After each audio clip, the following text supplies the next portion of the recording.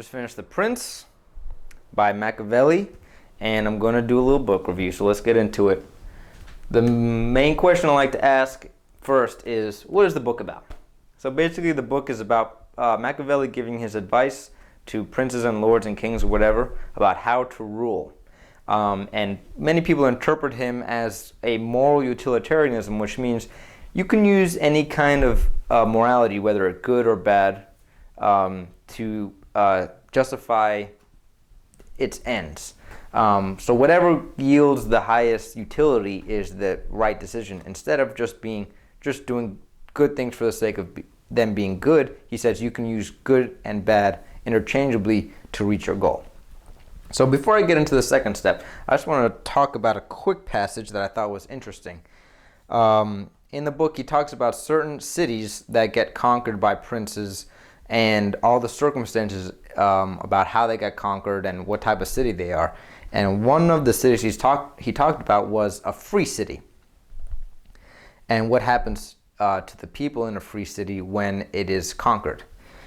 He says, "And he who becomes master of a city, accustomed to freedom, and does not destroy it, may expect to be destroyed by it.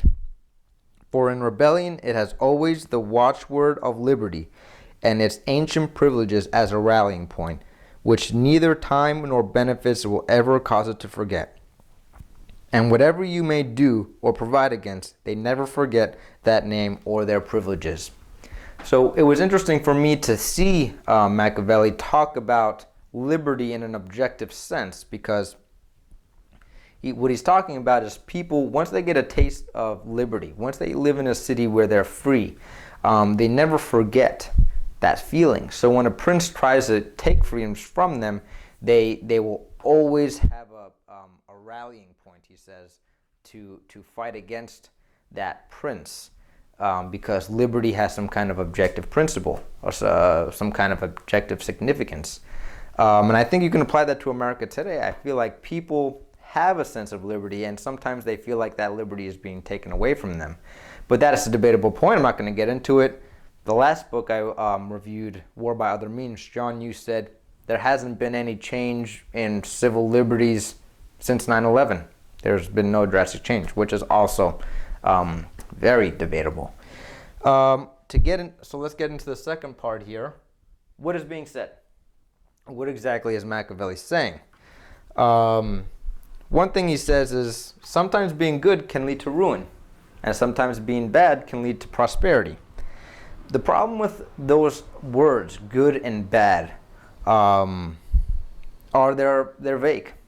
We don't know what exactly Machiavelli is saying when he uses the words good and bad.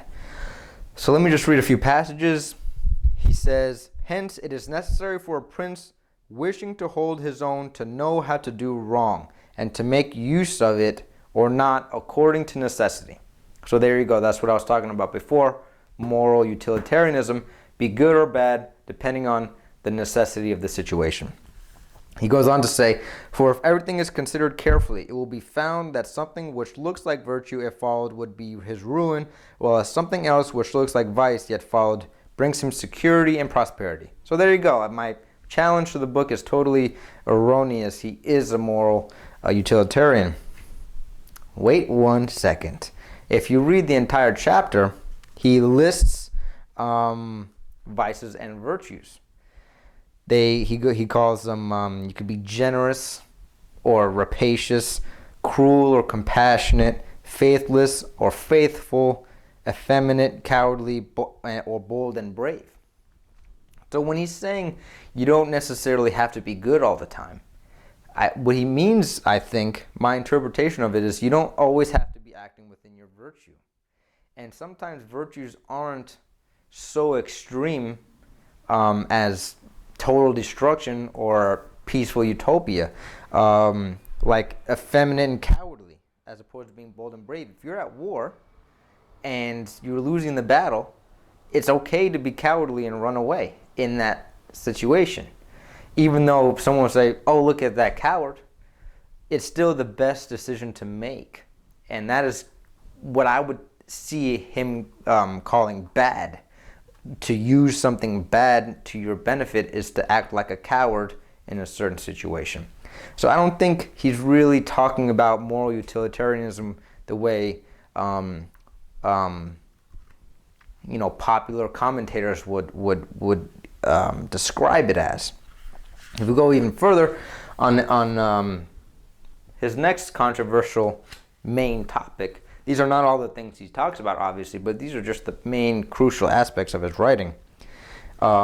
Is his famous quote, "It's always better to be feared than to be loved." What he really is saying is, if you have to choose between one or the other, love or fear, it's better to choose fear. It's safer to choose fear. Because if you're in a vulnerable situation, which you always are, I mean, 1500s, it's easy for somebody to kind of get at you almost. You're in a castle, you're surrounded by walls, or you're not in very big cities. People kind of know where you are all the time, and nations are constantly being taken over and attacked and spied on and all this. So it's better to be feared. But he says repeatedly in the book that every time you have a chance to be good or to be loved, you do it. You make an effort to be loved and to do good. Something he says specifically is, "Nevertheless, a prince ought to inspire fear in such a way that if he does not win love, he avoids hatred, because he can endure very well being feared, whilst he is not hated, which will always be as long as he abstains from the property of his citizens and subjects, from his citizens and subjects, and from their women. But when it is necessary for him to proceed against the life of someone, he must do it on proper justification and for manifest cause." So Machiavelli has a limit to this moral utilitarianism that he used, however, in a small way. He sets this limit that if you're going to kill somebody, you better have a justification for it. And he talks about going to war with nations in that same manner. He says the only good war is a just war. So this whole concept of him being this, morally ambiguous, cutthroat kind of guy, I think is an exaggeration. He really does have some objective moral principles, and I don't want to take too much of your time and get into all of it, but I found another passage that shows that he's not totally more cutthroat when it comes to ruling people. He says, "And do not let anyone impugn this statement with the trite proverb that he who builds on the people builds on the mud." So what he's saying is, don't overlook the people. They're your foundation. "But granted a prince who has established himself as above, who can command and is a man of courage, undismayed in adversity, and who does not fail in other qualifications, and who by his resolution and energy keeps the whole people encouraged. Such a one will never find himself deceived in them, and will be shown that he has laid his foundations well." So just to say that, Machiavelli, strike fear in the heart of your people and they'll obey you, and that's the only way to truly rule, you gotta be a mean, crazy dude. Totally misinterpreted. That's a total misinterpretation of Machiavelli. He says that fear over love just out of the pure hypothetical situation that you can only have one or the other. You have to have both. You have to have a toughness, but you also have to have respect. You also have to generate positive emotions from the civilization. And that's pretty much all I have to say about that. The third part, is it true? I just had to say yes.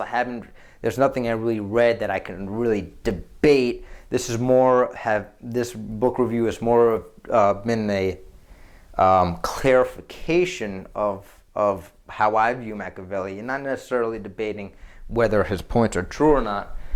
What of it? Who cares about anything I just said?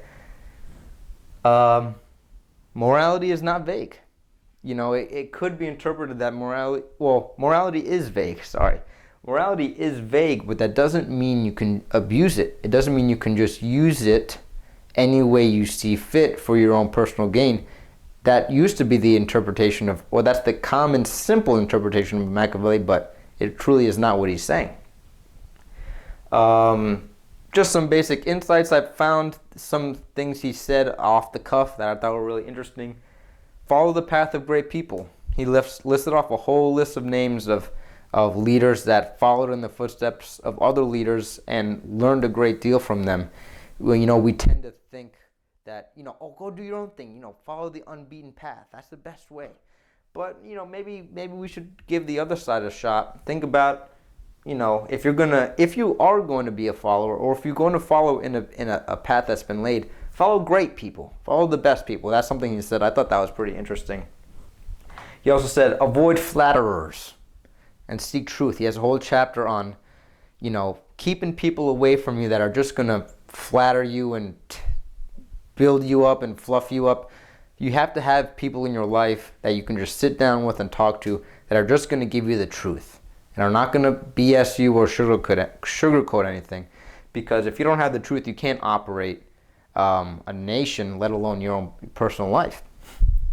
And we also have this idea in society that if you don't have fortune, you can't be successful. If you didn't start with money, you can't make money. That's something that he kind of talks about because he's talking about all these awesome, super powerful people, and he brings up the criticism that, these people are only achieve these things because they're born into fortune.